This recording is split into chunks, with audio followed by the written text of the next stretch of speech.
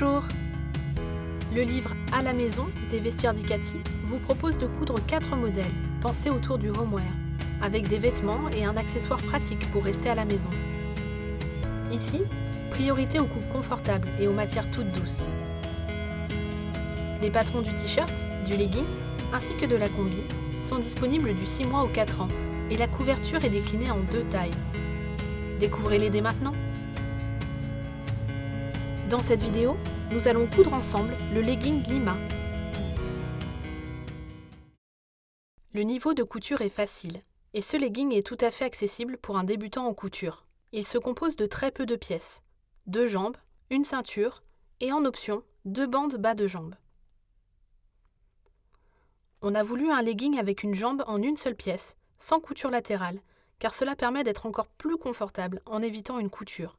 Et en plus, c'est encore plus rapide à assembler. Vous apprendrez à monter un pantalon avec la couture de la fourche, à assembler une ceinture élastiquée et en option, à assembler des bandes en bas de jambe. On a également profité de cette vidéo pour vous montrer 2 façons différentes de monter la ceinture élastiquée.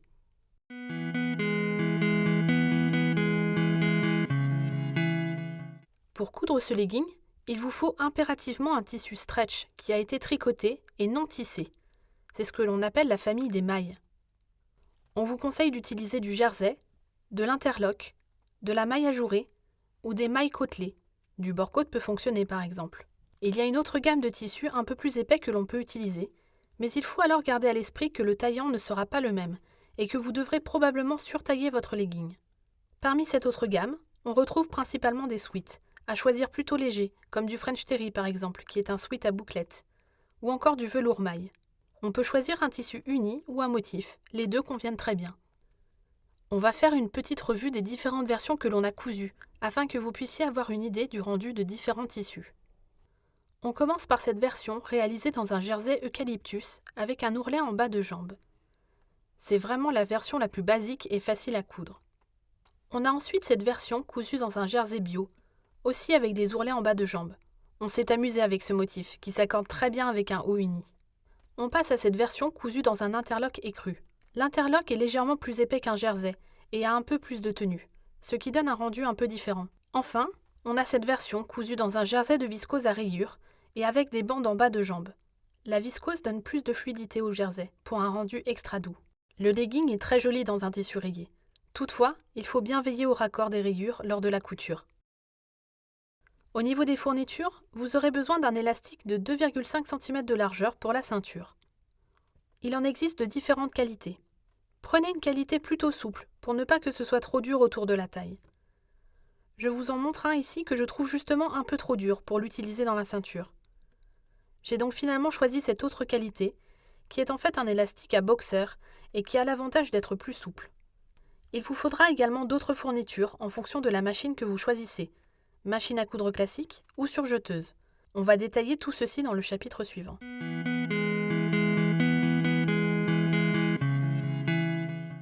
La maille peut se coudre aussi bien à la machine à coudre classique qu'à la surjeteuse.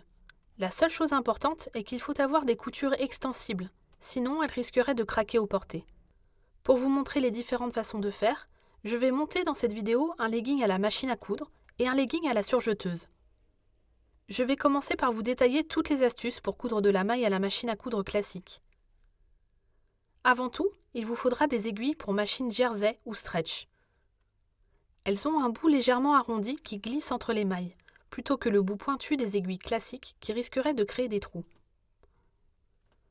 Vous avez ensuite 2 possibilités de points. Tout d'abord, le point stretch, qui est en forme d'éclair. Je vous mets une image ici. Toutes les machines ne l'ont pas, mais si vous l'avez, c'est la solution la plus simple. Il donne l'illusion d'un point droit, mais permet de garder l'extensibilité de la couture. Utilisez un fil en polyester classique en bobine et canette. Je trouve simplement 2 petits inconvénients à ce point. Il est un peu long à exécuter sur la machine à coudre, car l'aiguille va d'avant en arrière. Et deuxième petit inconvénient, il est plutôt long à découdre. Si vous n'avez pas de point stretch sur votre machine à coudre, alors vous pouvez utiliser le point droit, mais impérativement avec du fil mousse en canette. Le fil mousse est en polyester à multifibres, avec un aspect mousseux et gonflant. Il est doux et extensible et sert à donner de l'élasticité à votre couture. Dans tous les cas, vous n'avez pas besoin de réaliser de finition aux lisières, car la maille est une matière qui ne s'effiloche pas. Elle va simplement légèrement roulotter. Je vous conseille de bien ouvrir vos coutures au fer après chaque couture et de veiller lors de l'assemblage de pièces à ce que les coutures restent bien ouvertes. On évite ainsi des surépaisseurs. Même si elle n'est pas indispensable, la surjeteuse est idéale pour coudre du jersey, car elle pique, coupe les lisières et les surfile en une seule opération. La couture est également bien extensible, car elle s'adapte à la matière. On peut utiliser du fil classique en polyester pour les boucleurs et aiguilles. Ou si vous avez du fil mousse, vous pouvez en mettre pour les boucleurs supérieurs et inférieurs. Le fil mousse vous permettra d'avoir une couture très douce contre la peau et a un côté plus couvrant sur les lisières qui donne vraiment un beau rendu. Pour les ourlets, là encore, plusieurs options s'offrent à vous en fonction de votre matériel. Première option, l'aiguille double stretch. Elle s'utilise au point droit sur la machine à coudre et permet d'avoir 2 lignes de couture sur l'endroit et un zigzag sur l'envers. Ainsi, la couture est bien extensible. Seconde possibilité, faire un ourlet au point zigzag ou au point stretch de la machine à coudre.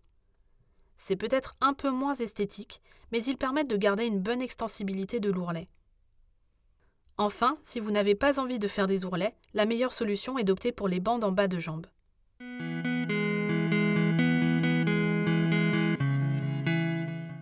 Je précise avant toute chose que nos patrons ont des marges de couture comprises de 7 mm. On a placé toutes les pièces du patron selon les indications du plan de coupe et dans le sens du droit fil indiqué. On a épinglé les pièces sur le tissu, marqué les contours correspondant aux lignes de coupe, puis relevé soigneusement tous les repères. N'oubliez pas les repères de milieu de ceinture qui se trouvent au niveau du pli. On en aura besoin lors du montage de la ceinture.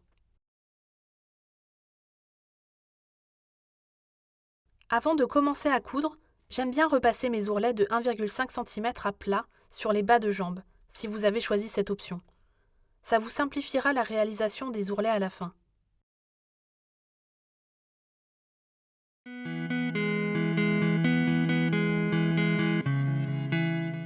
On commence le montage du legging. On va commencer par plier une jambe endroit contre endroit, dans sa hauteur, comme ceci. On aligne bien les coutures de l'intérieur des jambes et on épingle.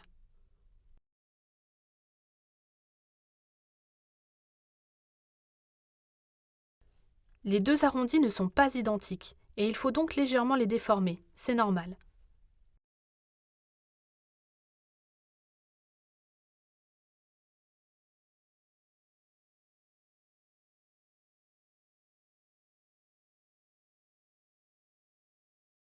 Au niveau de la pointe à l'entrejambe, il faut aligner les coutures à 7 mm du bord, ce qui fait qu'une des pointes dépasse légèrement.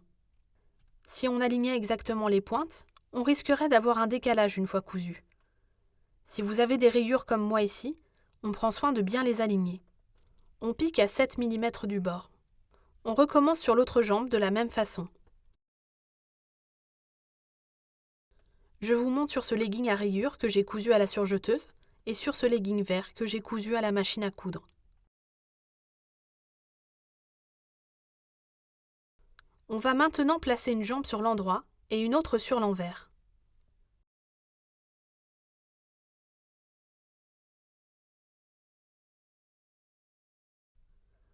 On prend la jambe sur l'endroit et on vient l'enfiler dans la jambe sur l'envers.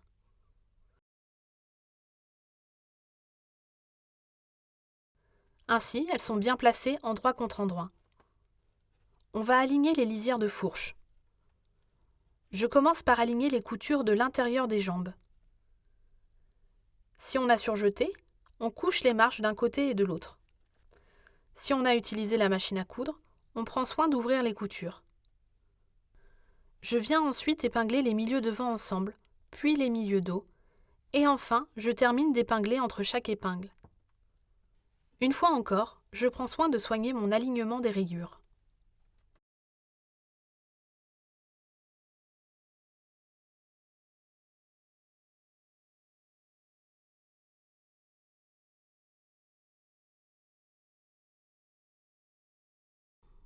On pique à 7 mm.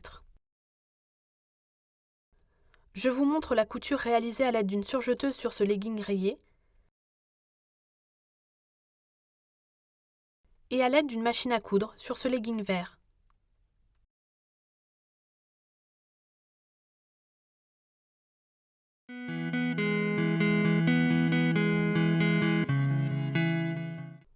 On passe maintenant à la ceinture. On la plie en deux dans sa hauteur et on aligne les deux petites extrémités. On épingle. On va piquer, mais en laissant une ouverture pour le passage de l'élastique plus tard. On pique d'abord sur 1 cm. On pique ensuite en partant de l'autre extrémité sur 4,5 cm. J'ai deux précisions à vous donner sur cette couture. Tout d'abord, si vous utilisez un tissu à motif, il est bien important de laisser l'ouverture sur le haut de la ceinture. Je vous ajoute un schéma pour que vous puissiez bien voir. En effet, il faut que cette ouverture se retrouve à l'intérieur du pantalon une fois la ceinture cousue. Si vous laissez cette ouverture sur le bas de ceinture, elle se retrouvera sur l'extérieur du vêtement.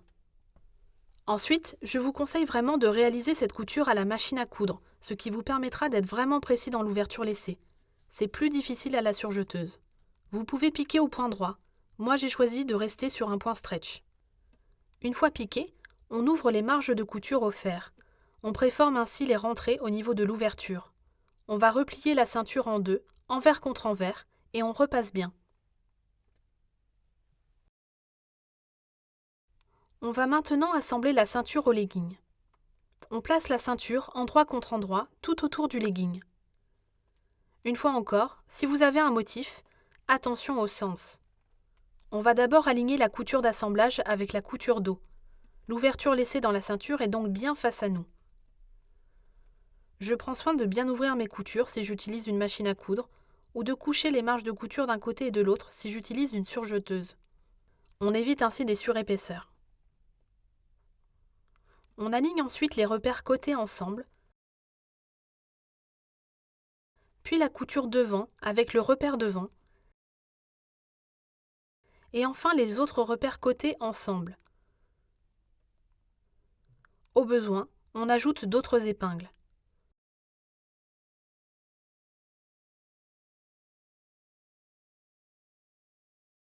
On pique tout autour à 7 mm. On va passer l'élastique dans la ceinture. J'ai coupé un morceau d'élastique en me référant aux mesures données dans le tutoriel. Si vous préférez, vous pouvez mesurer le tour de taille de votre enfant et ajouter 2 fois 2 cm de marge de couture, ce qui nous fait donc le tour de taille de l'enfant plus 4 cm. Je pique une épingle à nourrice à l'une des extrémités. Je commence à passer l'élastique dans la ceinture par l'ouverture laissée dans le dos.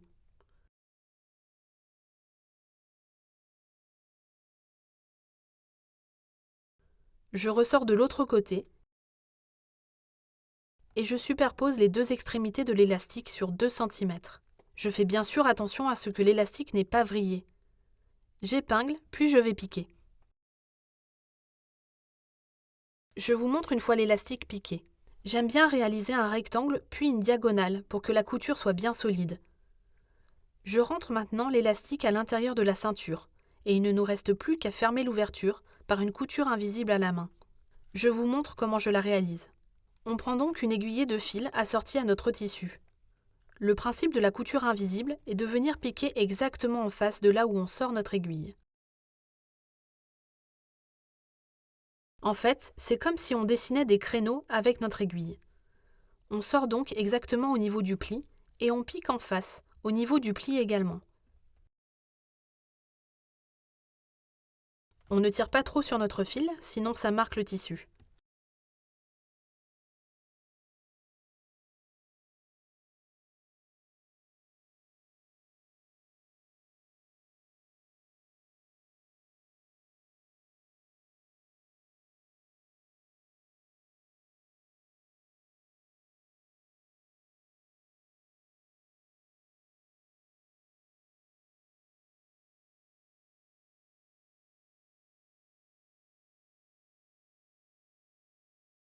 Et voilà une fois fini, la couture est vraiment invisible. En option, On peut surpiquer l'élastique au niveau de la couture d'assemblage de la ceinture et sur le milieu devant. Ou si on préfère, on peut réaliser ces deux surpiqûres au niveau des côtés. Elle va permettre d'éviter que l'élastique ne vrille dans la ceinture au fil des lavages. Je vous montre sur ma version que j'ai choisi de surpiquer au niveau des côtés.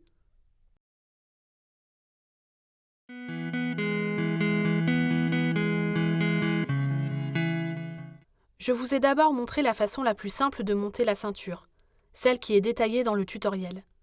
Je profite de cette vidéo pour vous montrer une seconde façon de faire, qui est un peu moins simple, mais elle a l'avantage d'être plus rapide et surtout d'éviter de faire une couture à la main si comme moi vous n'aimez pas cela.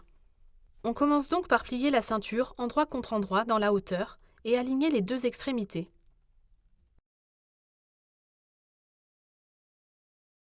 On épingle.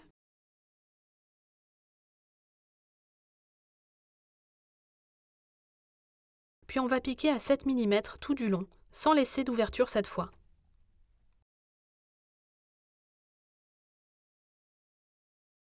Une fois piqué, on va replier la ceinture en deux, envers contre envers.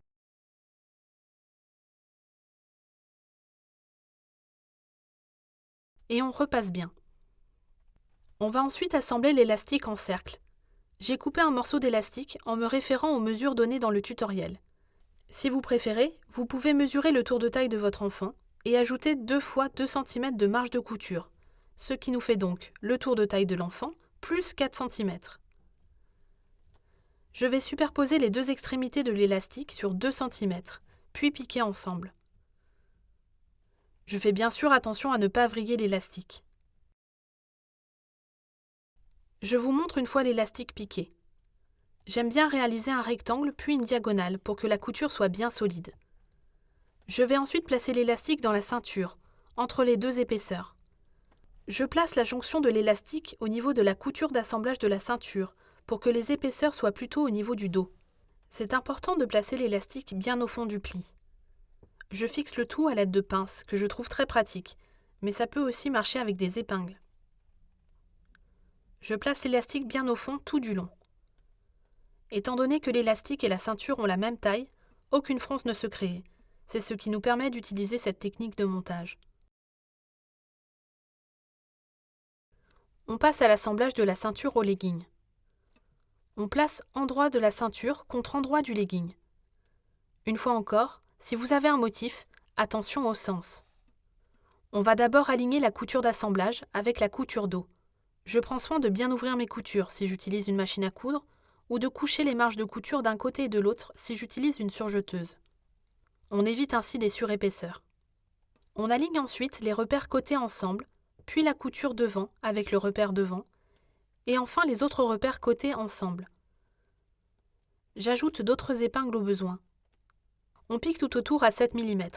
C'est le moment un peu plus technique. Il faut être assez précis dans sa piqûre pour ne surtout pas prendre l'élastique dans la couture.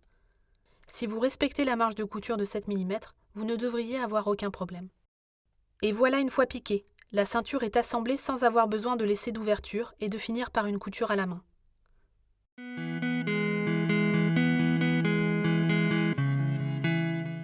Si vous avez choisi l'option ourlet en bas de jambe, on reforme l'ourlet de 1,5 cm que l'on avait repassé au tout début. On épingle tout autour.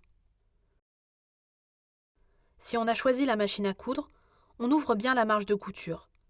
Si on a choisi la surjeteuse, on couche la marge de couture plutôt vers le dos. On pique à 1,3 cm de la lisière.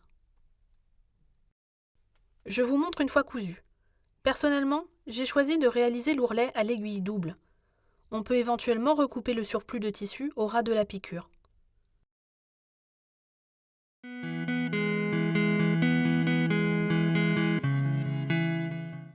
Si vous avez choisi l'option bande en bas de jambe, on va commencer à les assembler.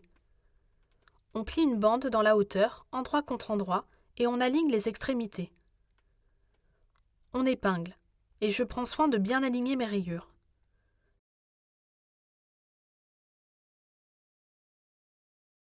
Puis on pique à 7 mm. On répète pour la seconde bande.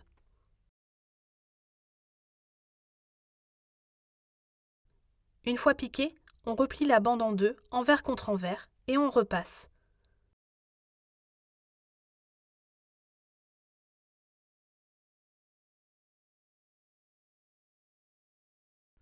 On répète pour la seconde bande. Il ne nous reste plus qu'à assembler les bandes au bas des jambes du legging. On place la bande endroit contre endroit du bas de jambe. On aligne les coutures de la bande et l'intérieur de la jambe ensemble.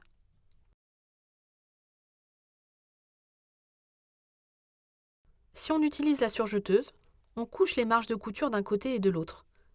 Si on utilise la machine à coudre, on ouvre les marges de couture.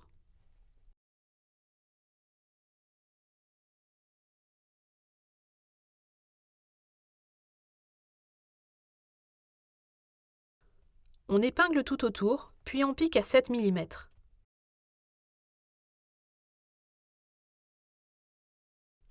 On répète sur l'autre jambe, puis il ne nous reste plus qu'à rabattre la bande.